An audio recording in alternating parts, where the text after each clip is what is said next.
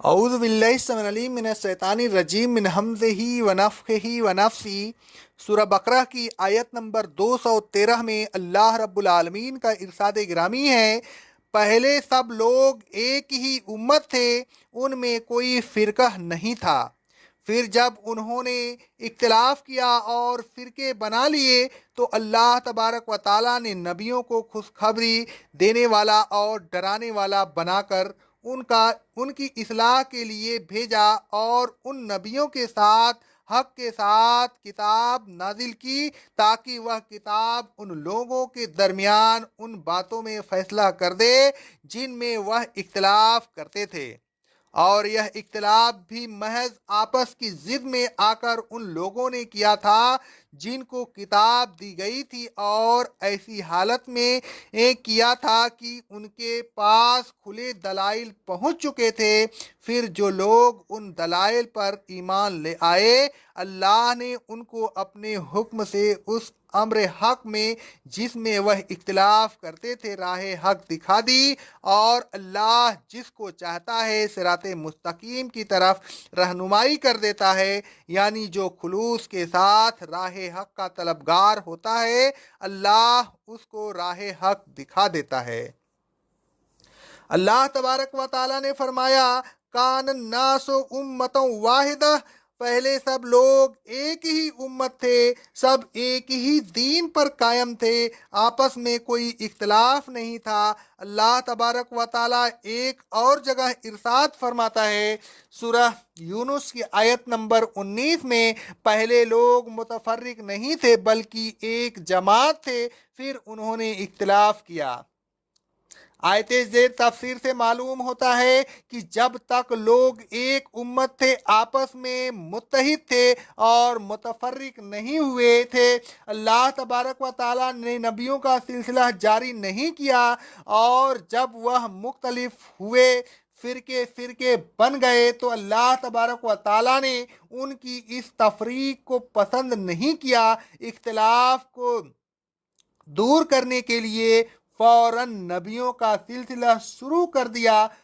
گویا اللہ تبارک و تعالیٰ کو اختلاف بہت ناپسند ہے، وہ نہیں چاہتا کہ اختلاف باقی رہے، بلکہ جیسے ہی اختلاف رونما ہوتا ہے اللہ تبارک و تعالیٰ اس کو دور کرنے کا انتظام فرماتا ہے، اور جب لوگ فرقوں میں بٹ جاتے ہیں تو انہیں پھر امت واحد بنانے کا ارادہ فرماتا ہے۔ اللہ تبارک و تعالیٰ لوگوں کو ایک جماعت دیکھنا چاہتا ہے، جس طرح وہ خود ایک ہے اسی طرح وہ چاہتا ہے کہ لوگ بھی ایک ہو، یعنی ایک جماعت ہوں، ایک ملت پر قائم ہوں۔ اللہ تبارک و تعالیٰ فرماتا ہے سورہ انبیاء کی آیت نمبر 92 اور 93 میں، اے لوگوں، یہ تمہاری امت ایک ہی امت ہے اور میں تم سب کا رب ہوں، لہذا تم سب میری ہی عبادت کرو، صرف میری عبادت کرو گے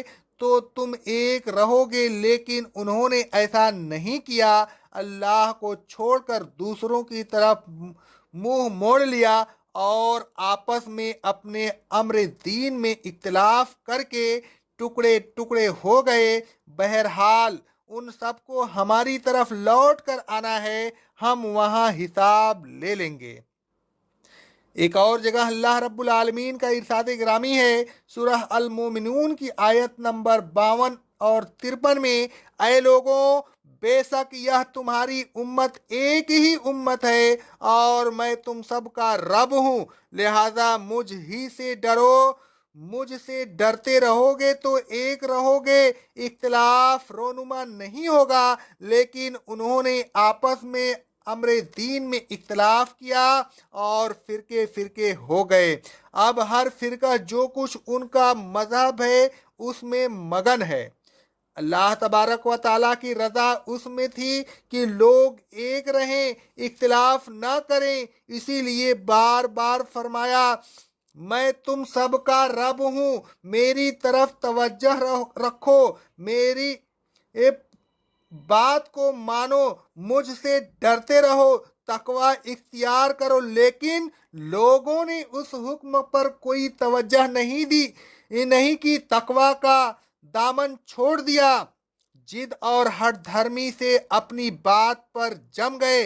इख्तिलाफ होने के बाद खुले दलाइल भी उन्हें मिले, लेकिन उन्होंने इस तरफ रुख नहीं किया और उन्हें तस्लीम नहीं किया। अगर तकवा और खुलूस होता तो हरगिज ऐसा न करते, लेकिन तकवा रहा न खुलूस रहा। बात की पहुंच बच रह गई। बात की पच में दलाइल के बावजूद अपनी गलती पर कायम रहे, अपने इख्तिलाफ पर जमे रहे। इख्तिलाफ के नतीजे में फिरकह बंदी आई, और जब फिरकह बंदी आई तो अपने अपने फिरकह वाराना मजहब को छोड़ने के लिए कोई तैयार नहीं हुआ। फिरकह वाराना मजहब ही को सब कुछ समझ बैठे, उसी को हक समझा और उसी में मगन हो गए।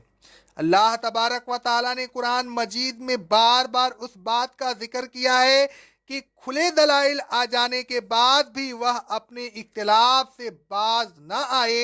अल्लाह तबारक व ताला फरमाता है सूरह अज-जासिया की आयत नंबर 17 में, बनी इसराइल ने इख्तिलाफ नहीं किया मगर ऐसी हालत में कि उनके पास इल्म आ चुका था। उनका यह इख्तिलाफ महज आपस की जिद की वजह से था।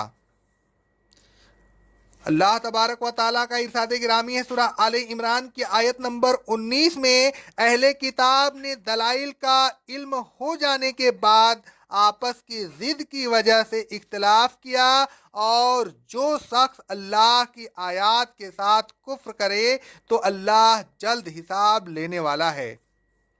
आयत ज़ेर से मालूम हुआ कि इख्तिलाफ हो जाने के बाद अगर कुरान व हदीस से कोई दलील मिल जाए तो अपने इख्तिलाफ को ख़त्म कर देना चाहिए और उस दलील को मान लेना चाहिए। लेकिन फिर भी जो शख्स इख्तिलाफ पर रहे और दलील का इनकार करे, गोया वह अल्लाह के हुक्म का इनकार कर रहा है। इस आयत से यह भी मालूम हुआ कि अपनी बात या अपने मजहब को की खातिर अल्लाह तबारक व ताला और उसके रसूल सल्लल्लाहु अलैहि वसल्लम की बात को तस्लीम न करना कुफ्र है। अल्लाह तबारक व ताला फरमाता है सूरह लम यकुनिल लज़ी कफरू की आयत नंबर 4 में, अहले किताब फिरके फिरके नहीं बने मगर उस हालत में कि उनके पास दलील पहुंच चुके थे। अक़ौलु क़ौली हाज़ा अस्तग़फ़िरुल्लाह अस्तग़फ़िरुल्लाह अस्तग़फ़िरुल्लाह।